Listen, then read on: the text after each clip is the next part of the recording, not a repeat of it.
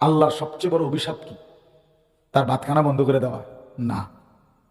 তার পেশাব পায়খানা বন্ধ করে দেওয়া? না। কারণ কোনো ব্যক্তির উপরে আল্লাহর সবচেয়ে বড় লানত হলো তাকে আল্লাহ তাআলা আল্লাহর রাস্তা থেকে সরিয়ে দেওয়া। এটা তাফসীরে আছে। এই ছেলেরা তোমরা বুঝো ভাই, একজন হলে একজন বুঝো, আলাদা মনে রাখ। যাকে আল্লাহ তাআলা একটার পর একটা নামাজের ওয়াক্ত, এক ওয়াক্ত নামাজ পড়তে দিচ্ছে না, কোনোদিন আল্লাহর কোরআন সে পড়তেও পারে না, পড়ার কথা মনেও হয় নাই। 365 দিনের এক বছরে কোনোদিন ফজরের নামাজ যে পড়তে হয় সে জানেও না, কোনোদিন তার উঠতেও মন চায় না, মনেই আসে না এটা বা এটা যে একটা অপরাধ, এটা যে গুনাহ, এই কথাটাও তার জেহেনে নাই, লজ্জাও নাই, শরমও নাই। বিশ্বাস করো, আপনারাও বলি, একটা সত্য কথা হলো এইটাই হলো ওর উপরে আল্লাহর সবচেয়ে বড় লানত, তোর রূপে খোদার সবচেয়ে বড় গজব যে তোরে আল্লাহ আখিরাত ভুলাই দিছে, তোমারে আল্লাহ বন্দিগি ভুলাই দিছে, তোমারে কুকুর বিড়াল গরু ছাগল কীট পতঙ্গ জন্তু জানোয়ারের মতো শুধু খাওয়াইতেছে আর ঘুমাইতেছে, পেশাব পায়খানা করতেছে, আর যৌন চাহিদা মানে লজ্জাস্থানের চাহিদা মিটাইতেছে। এ তো হাইওয়ান জানোয়ারের আচরণ। আল্লাহ তাআলা যেন বলছে তোরে আমি ছাগল কুকুরের মতো খাওয়াইলাম, ঘুম পাড়াইলাম, পেশাবে ধরলে পেশাব করিস, টয়লেটে ধরলে বাথরুমে যাইস, পেটের বুকলে ভাত খাবি, আর শাহওয়াত তোর লজ্জাস্থানের চাহিদা পূরণের জন্য নারী, ছবি, নর্তকী, উলঙ্গ দৃশ্য, মোবাইল, নাচ গান, জিনা ব্যভিচারের দৃশ্য, নিজের হাতকে গুনার কাজে লজ্জাস্থানে ব্যবহার করা, মেয়ের পিছনে ঘোরা, সারা রাত মোবাইলে উলঙ্গ ছবি দেখা, এই জানোয়ারের এক জিন্দিগি তোরে দিয়ে দিলাম, যা যা না শোন, তোরে ছেড়ে দে।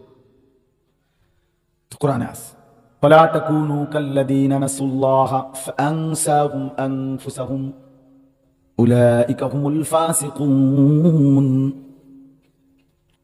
রব্বুল আলামিন বলেন, বান্দা এই পরিমাণ আমি আল্লাহকে ভুলে যেও না। যদি লম্বা সময় আমি আল্লাহকে ভুলে যাও, একদিন আমি তোমার নিজেকেই তোমার থেকে ভুলিয়ে দেব। আর কোনোদিন মনে পড়বে না তুমি মুসলমান, কোনোদিন মনেও পড়বে না তুমি কবরে যাবা, কোনোদিন মনেও পড়বে না তুমি হাসরের ময়দানে দাঁড়াবা, আল্লাহর সামনে বিচারের কাঠগড়ায় দাঁড়াইবা, এটা টোটালি ভুলে যাবে। আল্লাহ বলেন এটাই হলো আমি আল্লাহর সবচেয়ে বড় শাস্তি, সবচেয়ে বড় লানত। ভাতের কষ্ট, তরকারির কষ্ট, এগুলো তেমন কিছু না, এগুলো আসে যায়। দুনিয়াতে কখনো মানুষ ক্ষুধার্ত থাকে, কখনো পেট ভরে ভাত খায়, এটা এটা এটা স্বাভাবিক একদম। কখনো রোদ, কখনো বৃষ্টি, কখনো আলো, কখনো অন্ধকার, কখনো সকাল, কখনো দুপুর, কখনো রাত, কখনো দিন, কখনো হাসি, কখনো কান্না, কখনো আনন্দ, কখনো বেদনা, কখনো অস্থিরতা, কখনো আনন্দ ফুর্তি, এই একদম স্বাভাবিক বিষয়। এটা সকলের জন্য আল্লাহ তাআলা দিচ্ছে, এটা তেমন কিচ্ছু না। কিন্তু প্রকৃত মুসিবত হলো আল্লাহকে ভুলে যাওয়া, নিজেকে ভুলে যা। আমি আসলাম কোত্থেকে, কে আমারে পাঠাইলো, কেন পাঠাইলো, কোথায় আসলাম, যাব কোথায়, আমার উচিত ছিল কি, আমি করতেছিটা কি, এই এই কোনো বোঝাপড়া নাই হৃদয়ের মধ্যে, এমন কোনো উপলব্ধিও নাই, জানাশোনাও নাই। এই জিন্দিগি ভাইয়া সবচেয়ে বড় লানতের জিন্দিগি, যে তার গন্তব্য চিনে না, মঞ্জিল জানে না, কোথায় গিয়ে তার এই শাহওয়াত থামবে। আপনি একটা ছেলেকে জিজ্ঞেস করেন যে বাবা তুমি যে মোবাইলে উলঙ্গ ছবি দেখো, শেষ পর্যন্ত কতদিন পরে তোমার এই নেশাটা কাটবে, কতদিন দেখলে, কত নারী দেখলে তোমার তৃপ্তি হবে, তোমার আইডিয়াটা কি? একজনও বলতে পারবে না। লোনা জলে তৃষ্ণা মেটে না, লোনা জলে কি মেটে না, অর্থাৎ যে পানি লবণাক্ত ওই পানিতে কখনোই তৃষ্ণা মেটে না। তৃষ্ণা মিটতে হলে কি পানি পান করতে হবে? মিঠা পানি পান করতে হবে। লোনা জল দিয়ে কি হয় না তৃষ্ণা, ঠিক কোনো গুণা দিয়ে মানুষ তৃপ্ত হয় না। এটা একটা গুরুত্বপূর্ণ মূলনীতি। কেউ যদি সারা পৃথিবীর নারী ও উলঙ্গ দেখে, যেহেতু গুণা এটা, এর তৃপ্তি হবে না। কিন্তু একজন পুরুষ, হালাল একজন স্ত্রী, তার 70 বছর পার হয়ে যায়। কেন? এটা হালাল। যে এক সাগর মদ যে খাবে তার তৃপ্তি হয় না, কারণ এটা হালাল। এক গ্লাস পানি পান করলে তার তৃপ্তি হয়ে যায়, কারণ এটা হালাল। যে এই জন্য ভাইয়া এটা বোঝা উচিত। এতটুকু বুঝ দেমাগ আজকে আমরা আমাদের সন্তানদের জীবনে দিতে পারি নাকি? আফসোস, না আল্লাহ চিনাইতে পারলাম, না আখেরাত চিনাইতে পারলাম, না নিজের পরিচয়টাই চিনছে, কিছুই জানে না। মুসলমান পরিচয়টা কি? চেহারা, সুরত, চুল, লেবাস, জামা, শার্ট, কথাবার্তার স্টাইল, সারাদিনের হাঁটা চলা, কিচ্ছুর সাথে ইমান, ইসলাম, কোরআন, সুন্নার ন্যূনতম কোনো সম্পর্ক নেই। এটা কি অপদার্থ মুসলমান? এটা কেমন মানুষ? কোরআনুল কারীমের মধ্যে আছে, আল্লাহ তাআলা বলছেন, নিজের ইচ্ছা মতো যে চলে, মনের ইচ্ছা মতো, আমার মনে যা চায়, আমার মনে যা চায় তাই, খোদার কসম আল্লাহ বলছে সে মানুষ নয়, সে চতুষ্প জন্তু, জানোয়ার। কোরআনের আয়াত, সরাসরি কোরআন। আল্লাহ তাআলা বলছেন যে মনের ইচ্ছা মতো চলে। আপনি জিজ্ঞেস করেন ছেলেটাকে, তুমি চুল এভাবে রাখছো কেন? আমার মন চাইছে। তুমি এভাবে ঘুরতেছো কেন? আমার মন চাইছে। তুমি সারাদিনে এক ওয়াক্ত নামাজ পড়ো না কেন? আমার মন চাইছে। তুমি এখন শুয়ে রইছো কা? আমার মন চাইছে। তুমি এখন ঘুরো কেন? আমার মন চাইছে। তুমি এই মেয়েটারে বিরক্ত করলা কেন? আমার মন চাইছে। আপনার কি? আপনার কি সমস্যা? এই যে এই গাদ্দার, এই বেয়াদব, এই অপদার্থ, তারটা তো কোনো জিন্দেগি না, ওই কোনো মানুষের জীবন ধারণ করছে না। এই জন্য ছেলেরা বাপ, কমপক্ষে কারো জন্য না বুঝলা, নিজেরটুকু বুঝো। আমার সবসময়ের কথা এটা, তোমারটাই ভাবো না, তুমি আপাদমস্তক মানুষ কিনা, মুসলমান কিনা, নিজের কমপক্ষে মানুষ এত বোকা তো হয় না। একেবারে নিজের ব্যাপারেও একটু হুঁশ নাই।